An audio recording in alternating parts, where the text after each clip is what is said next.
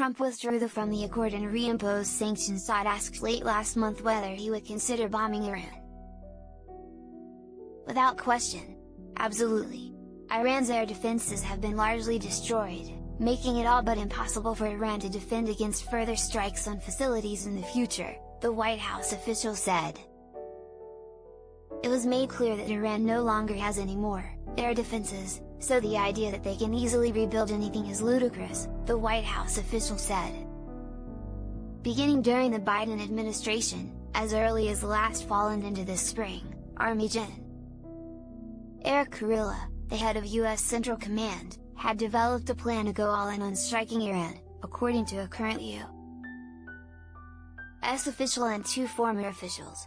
That option was designed to truly decimate Iran's nuclear capabilities, in the words of one of the former officials.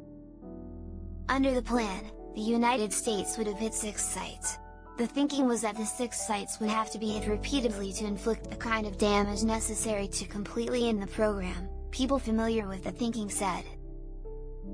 The plan would also have involved targeting more of Iran's air defense and ballistic missile capabilities, and planners projected it could result in a high number of Iranian casualties.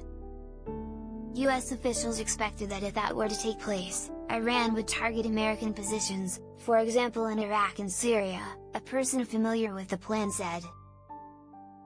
It would be a protracted air campaign, the person said. Some Trump administration officials believe a deeper offensive option against Iran was a viable policy, two of the former officials said.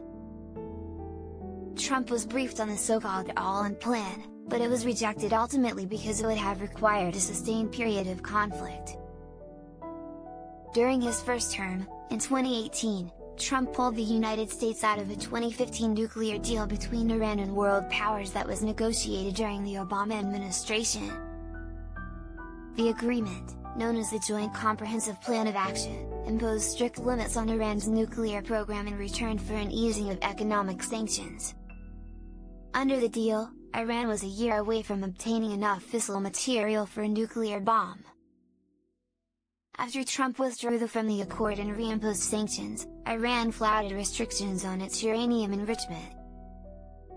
Before the June airstrikes, the regime had enough fissile material for about 9 to 10 bombs, according to U.S. officials and United Nations inspectors. Trump has since sought a new agreement with Iran that would block it from developing nuclear weapons. Indirect talks between U.S. and Iranian officials failed to clinch a deal before Israel launched airstrikes on Iran's nuclear facilities. Iran has long denied that it wants to build a nuclear weapon, a position its foreign minister reiterated in an interview with NBC News the day before the U.S. strikes. Gordon Lubold